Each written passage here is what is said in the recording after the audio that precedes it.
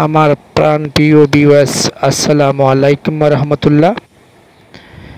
এটা কি জানেন? এটা মহিলাদের রান্নাঘর। সব সময় আমাদের মা বোনরা রান্নাঘরটা সুন্দর করে দেখতে চায়, কারণ ওরা সব সময় রান্নাঘরে থাকে, তাই রান্নাঘরের কাজটা সুন্দরভাবে করতে হয়। সেই বিষয় নিয়ে আজকে ছোট্ট একটি ভিডিও নিয়ে আসলাম। আশা করি ভিডিওটি না টেনে শেষ পর্যন্ত দেখবেন এবং এখনও পর্যন্ত আমাদের ইউটিউব চ্যানেলটি যারা সাবস্ক্রাইব করেন নাই, মন চাইলে সাবস্ক্রাইব করে দিন এবং লাইক কমেন্ট করে আপনাদের মতামত জানাবেন। আর ফেসবুক পেজের মধ্যে যারা আছেন, ফলো দিয়ে লাইক কমেন্ট করে আপনাদের মতামত জানাবেন। তাহলে বন্ধুরা, শুরু করা যাক। আপনাদের কাছে আজকে ৬০টা রান্নাঘরের কাজ তুলে ধরব। এক একটা এক এক নিয়মে করা হয়েছে। কোনটা ভালো লেগেছে আশা করি কমেন্টের মাধ্যমে জানাবেন, আর ভিডিওটা শেয়ার দিয়ে টাইমলাইনে লিখে দিবেন, হয়তো আপনাদের কাজে আসতে পারে। বিশেষ করে কথা বলবো, এই যেই রান্নাঘরটা করা হয়েছে, এখানে একটা হোল দেখতেছেন, এটা কিন্তু খুব গুরুত্বপূর্ণ। এখানে বেসিন বসবে।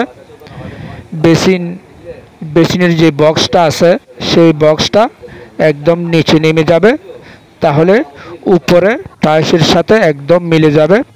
তাই এটা হোল করে লাগলে ডালাই করার সময়, সেন্টারিং করার সময় এটা যদি করে রাখেন, তাহলে এই পানির বেসিনের যে ডাব্বাটা আছে, ডাব্বাটা নিচে নামে যাবে, তাই কাজটা সঠিক নিয়মে হবে।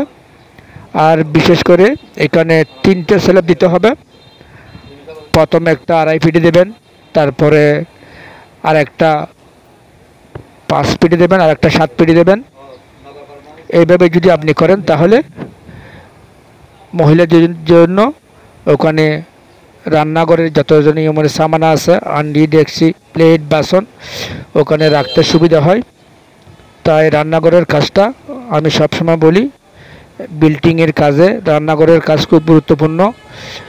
কারণ রান্নাঘর দেখলে আপনার কাজের মান বাড়বে, মহিলারা আপনার সুনাম করবে। তাই রান্নাঘরের কাজে যাতে সম্পূর্ণ সামান রাখতে করতে পারবেন। এটা 3 নম্বর স্ল্যাব।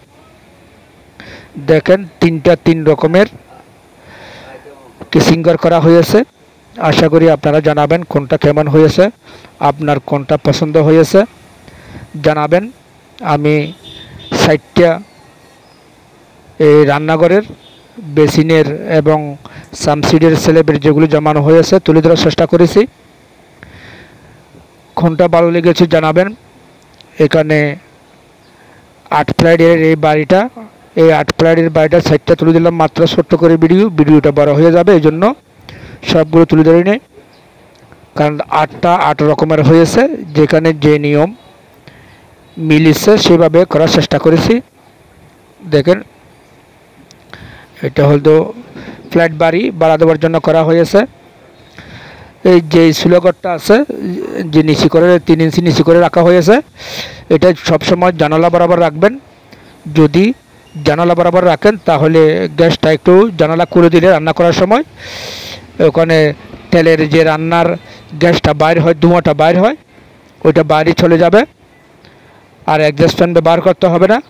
আর রান্নাঘরে তারপরেও একটা অ্যাডজাস্ট ফ্যান ব্যবহার করবেন, তাহলে আপনার তেলের গ্যাসটা, রান্নাঘরের গ্যাসটা এগুলো বাইরে চলে যাবে।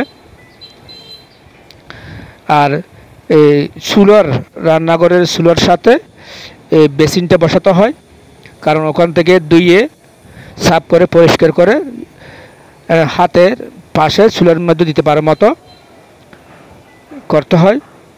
দেখেন, একদম চুলা যেখানে ইট রাখা হয়েছে, এটা হলো একদম নিচু, ওখানে চুলা বসবে। আর পাশে হলো বেসিনের বক্সটা এখানে বসবে।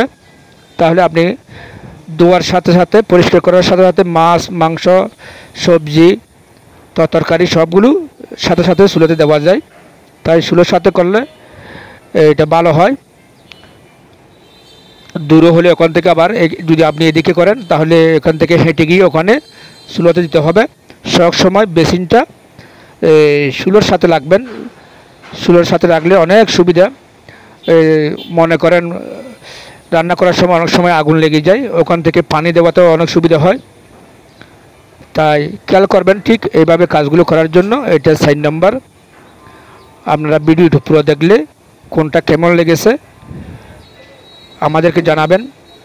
এটা ফ্ল্যাট বাড়ির, এখানে 3টা বেডরুম, একটা ড্রয়িং রুম, ডাইনিং রুম এবং প্রতিটা রুমের সাথে ব্যালকনি রয়েছে এবং টয়লেট রয়েছে। 2টা টয়লেট, একটা অ্যাটাচ আর একটা জেনারেল। কারণ এতগুলো বাথরুম ব্যবহার করলে ফ্ল্যাট বাড়ির জন্য মালিকের অনেক লোকসান হয়ে যায়, তাই বেশি টয়লেট দেওয়া হয় নাই। 2টা টয়লেট শুধু, 2টা টয়লেট দিয়ে 3টা বেডরুম দিয়ে সুন্দরভাবে নকশাটা করা হয়েছে মাত্র 800 স্কোয়ার বর্গফুটের মধ্যে।